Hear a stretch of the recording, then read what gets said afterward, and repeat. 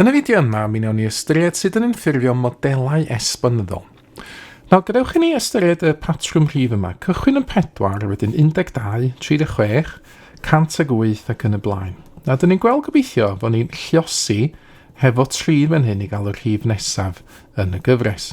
Ac felly'r enfed term ar gyfer y gyfres yma ydy cychwyn efo y rhif 4, sef term cyntaf y gyfres, ac yna lluosi fo 3 nifer o weithiau, y n tynnu 1 o weithiau.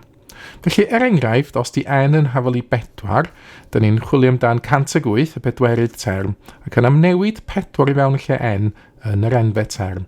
So ni'n cael 4 lluosi fo 3 i pŵer 4 tynnu 1, 4 tynnu 1 yn 3, 3 di cwbio yn 27, felly 4 27 sydd gyda fi, sydd yn reid 108 yn fan hyn.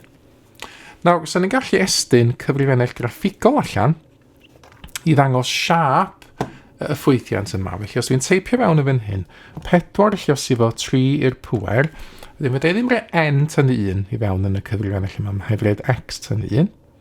Ond yna, os dwi'n cael y cyfrifennell i ddangos y siap iddyn ni, dyn ni'n gweld y siap yma, y gromlin, a gyfer gwerthoedd x yn negatif yn cynyddu'n araf iawn, ond dyna pan mae x yn newid yn positif, dyn ni'n cynyddu'n sydyn iawn.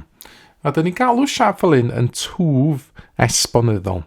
Mae gen ni'n fan hyn mewn gwirionedd model esbonyddol.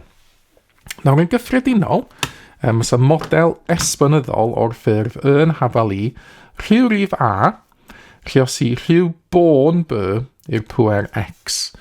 Felly yn fan hyn, yn yr un uchel, mae a fawr yn 4, mae'r bôn yn 3, wedyn dwi wedi defnyddio y pŵer n tynnu 1 yn fan yna.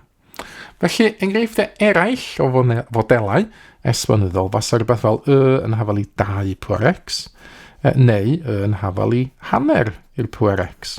Ac eto, os ydym ni'n mynd at y cyfrifennell graffigol yna, jyst i gael gweld siap hein, mynd yn ôl fan hyn, gyda'r exit fan yma. A wedyn os dwi'n rhoi 2 i'r pŵer x i fewn, a wedyn hanner, sef 0.5 i pŵer x i fewn, a ni weld y siap yn fan hyn gobeithio. Dyna fo, yr un glas yn gyntaf wedi 2 pŵer x. So mae hwn yn cynyddu, mae hwnna'n dangos twf esbonyddol, ond wedyn mae hanner i pŵer x yr un goch fan hyn, mae hwn yn lleihau. Mae o'n dangos yn Gymraeg ddadfeiliad esbonyddol, yn Saesneg os hwnna'n exponential decay. Felly, os ydy'r bôn yn fan hyn yn fwy nag 1, dyn ni'n gweld twf esbonyddol. Os yw'r bôn rhwng dim ag 1, dyn ni'n cael y ddadfeiliad esbonyddol.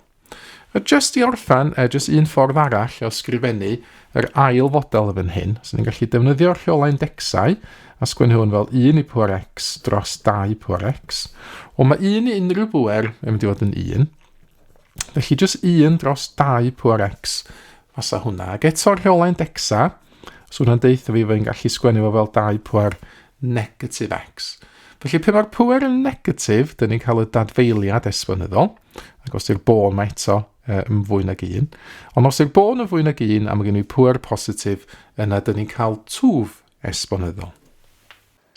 Mae mwy o fideos adolygu ar gael ar ein sianel YouTube Adolygu Mathemateg. Am y newyddion diweddaraf neu holi cwestiwn, dilynwch ein cyfrif trydar @mathemateg. Neu ewch i'n gwefan www.mathemateg.com am fwy o adnoddau adolygu.